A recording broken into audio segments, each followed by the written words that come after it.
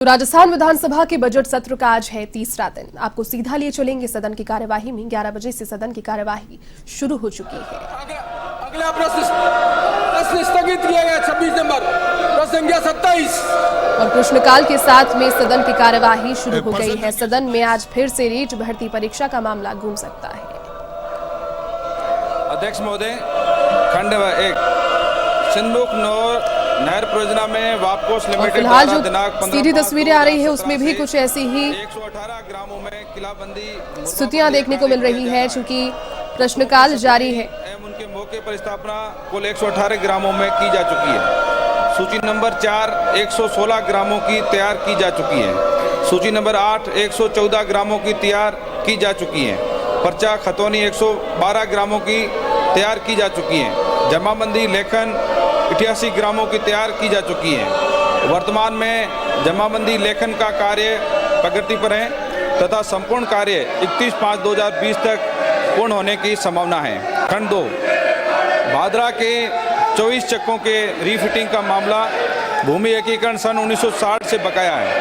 भूमि एकीकरण की कार्रवाई के दौरान काश्तकारों को भूमि एकीकृत कर दी गई है तथा भू अभिलेख भूमि एकीकृत भूमि के अनुसार तैयार कर दिया गया, परंतु तैयार अभिलेख के अनुसार काश्तकारों को कब्जा नहीं दिया गया है। काश्तकार भूमि एकीकरण की कार्रवाई से पूर्व जिस कदर काबिज थे उसी कदर अब भी काबिज हैं। इस प्रकार काश्तकारों के मौके पर कब्जे व जमाबंदी के इंदराज में अंतर है। रीफिटिंग में उक्त 24 चक्कों में 21,624 काश्तकार हैं, जिसमें से लगभग 2,500 काश्तकार प्रभावित हैं, जिनके कब्जा और रिकॉर्ड में अंतर हैं, जिसमें 346 गैर खातेदार खाते हैं। इसमें से 143 खाते सेटलमेंट के गैर खाते हैं, अर्थात जिन्हें सेटलमेंट के दौरान सेटलमेंट अधिकारियों द्वारा बिना किसी अलॉटमेंट आदेश, बिना सक्षम आदेश व अधिकारिता के गैर खातेदार दर्ज कर दिया था।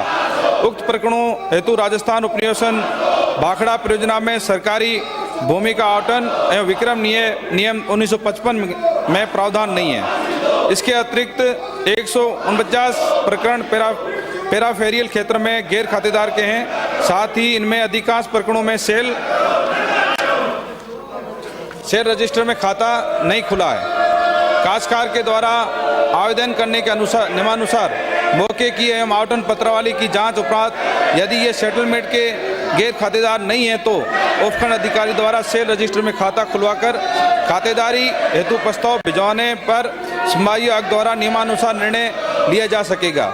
17 प्रकरणों में काश्तकारों द्वारा भूमि मूल्य जमा करवाए जाने उपरांत नियमानुसार कार्रवाई की जाएगी। 14 प्रकरणों में सेल रजिस्टर में खाते नहीं हैं, उनमें नियमानुसार मौके एवं कब्जा की एवं आवंटन पत्रावली की जांच करवाकर यदि ये सेटलमेंट के गैर खातेदार नहीं हैं तो उपखंड अधिकारी द्वारा सेल रजिस्टर में खाता खुलवाया जाकर नियमानुसार अनुमोदन उपरांत खातेदारी प्रकरणों का निस्तारण किया जाएगा। शेष 23 प्रकरण कब्जा नहीं होने एवं अन्य कारणों से विवादित प्रकरण है। देख जी, चकबंदी की बात तो समझ में आई। 112 चकों की कागज तैयार हैं, लेकिन 5वें महीने तक की संभावना भी बता रहे हैं। 5वें महीने तक मैं मान लेता हूं सरकार कर देगी, लेकिन 2,500 किसान ऐसे हैं अध्यक्ष जी 60 साल बाद भी वो कब्जे में हैं।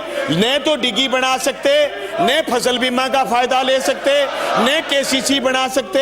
वो जमीन से जुड़े हुए राज्य सरकार के किसी भी फायदे का फायदा नहीं उठा सकते। 2,500 लोगों के लिए जो मंत्री जी ने जवाब दिया है, मैं ये चाहता हूं मंत्री जी मुझे ये बताएं कि इन लोगों का अंतकाल दर्ज करने के लिए कितना वक्त और लगेगा, उसके लिए इनकी क्या कार्य योजना है? अध्यक्ष महोदय, जो खंड 2 है उसमें हमने सभी प्रकार के अलग अलग कारण आपको बताए हैं। उसमें अलग अलग कई कारण हैं।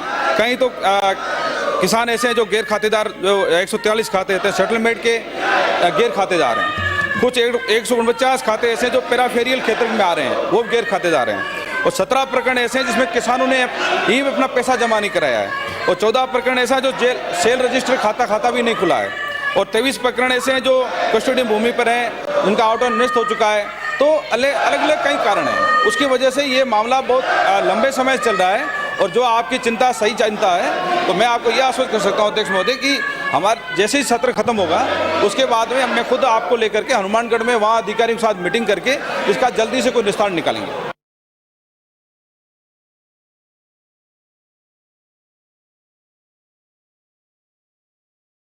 ठीक है सर।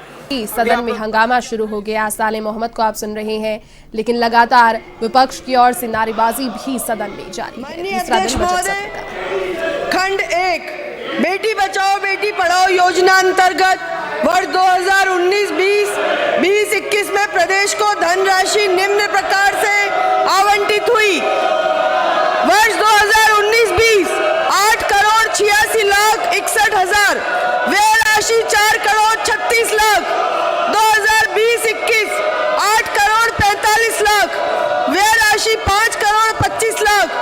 2021-22 आवंटित राशि 6 करोड़ 94 लाख, व्यय राशि 2 करोड़ 28 लाख। जिलेवार आवंटित राशि व व्यय का विवरण परिशिष्ट 1 पे संलग्न है।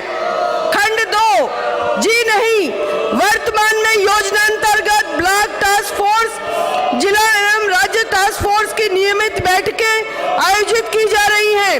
योजना की निगरानी हेतु राज्य स्तर से भी समय समय पे दिशा निर्देश प्रदान किए जा रहे हैं। माननीय मंत्री जी, ये जो आंकड़े हैं 19-20, 20-21 एलोकेशन और एक्सपेंडिचर के बीच में अंतर है। जो राशि दी गई और खर्च की गई उसमें अंतर है। इस अंतर को पूर्ण कर क्या करेंगे? माननीय अध्यक्ष महोदय, जो राशि भारत सरकार द्वारा 2 चरणों में दी जाती है, 50 लाख की राशि 1 वर्ष में दी जाती है, जिसको 25-25 लाख में 2 चरणों में दिया जाता है।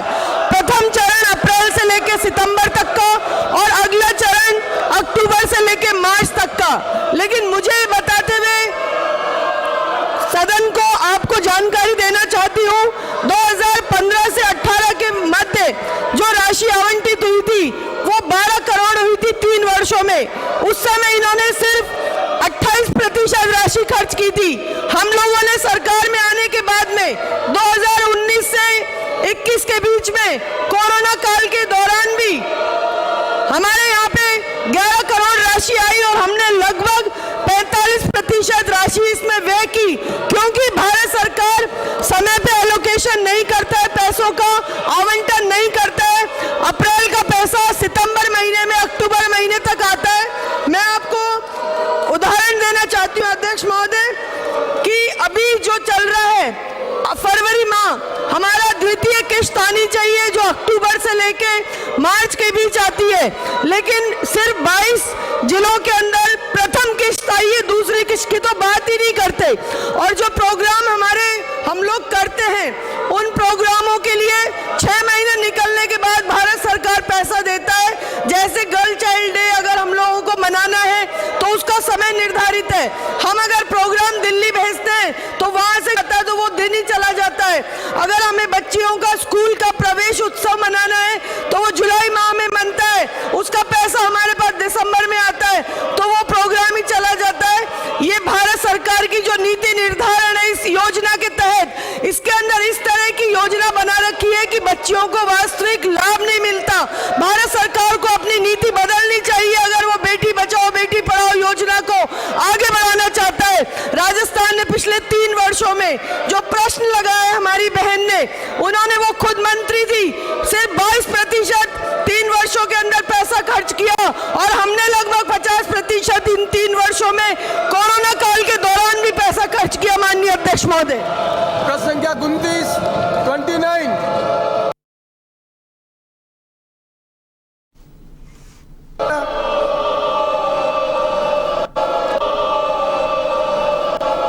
अध्यक्ष जी, खंड 1 सूरजगढ़ विधानसभा क्षेत्र में भवन एवं अन्य शहर निर्माण श्रमिक कल्याण मंडल की शुभ शक्ति योजना में 1253 तथा सुलभ आवास योजना में 24 आवेदन लंबित है।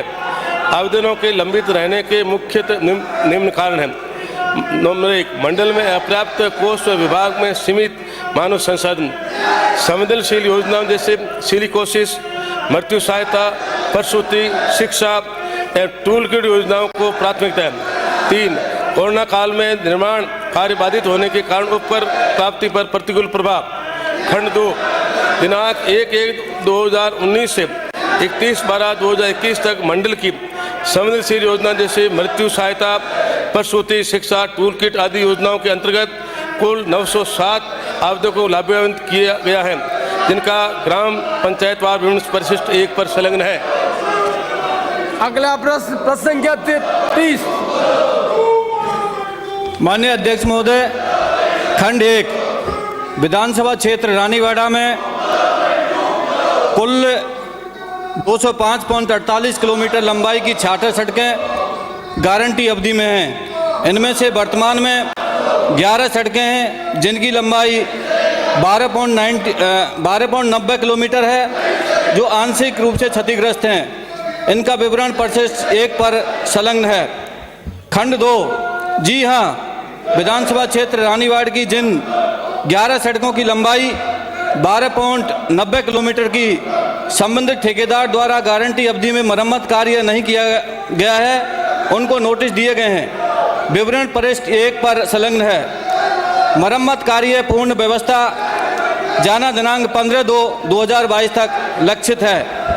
खंड 3 जी हाँ, विधानसभा क्षेत्र रानीवाड़ा में गारंटी अवधि में क्षतिग्रस्त कुल 55 सड़कों की लंबाई 53.54 किलोमीटर का मरम्मत कार्य संबंधित संवेदकों द्वारा कर दिया गया है। इनका परिशिष्ट 1 पर संलग्न है। अगला प्रश्न संख्या 31। माननीय अध्यक्ष महोदय, विप्र कल्याण बोर्ड का दिनांक 10 फरवरी को गठन हो चुका है। अगला प्रश्न संख्या 32। माननीय अध्यक्ष महोदय, खंड 1 वर्तमान में विधानसभा क्षेत्र सुमेरपुर के सिंदूरी व आहोर के हरजी गांव में राजकीय आयुर्वेदिक औषधालय संचालित नहीं है। आयुष नीति 2021 के अनुसार वित्तीय संसाधनों की उपलब्धता का गुणांकन के आधार पर आयुर्वेदिक औषधालय खोलने पर विचार किया जा सकेगा। खंड 2 नहीं, अभी कोई प्रस्ताव विचाराधीन नहीं है। प्रश्न संख्या 33। माननीय मंत्री 33। माननीय अध्यक्ष महोदय, खंड 1 प्रशासन गांवों के संघ अभियान 2021 के अंतर्गत कोटा संभाग में प्राप्त आवेदन निस्तारण, खारिज एवं लंबित आवेदनों का जिलेवार विवरण निम्नानुसार है। जिला कोटा आवेदन 2,94,364, निस्तारण 2,89,216, खारिज 562, लंबित 4,586। जिला बूंदी 1,46,828 आवेदन आए, निस्तारण हुए 1,42,571, खारिज हुए 3,584, लंबित 673। जिला झालावाड़ 2,56,021, निस्तारण है 2,53,356, खारिज हुए 2,665, लंबित 0। जिला 12 3,26,303 कुल आवेदन आए, निस्तारण हुए 3,19,832, खारिज हुए 2,143, लंबित 4,328। कुल पूरे संभाग के 10,23,516 आवेदन निस्तारण हुए 10,04,975, खारिज हुए 12,978, लंबित 5,563। पंचायत समिति वार संख्यात्मक विवरण परिशिष्ट के पर संलग्न है। खंड 2 प्रशासन गांवों के संघ अभियान 2021 के अंतर्गत पट्टों का शासन स्तर से कोई लक्ष्य नहीं दिया गया। कोटा संभाग में जारी किए गए पट्टों का जिलेवार विवरण निम्नानुसार है।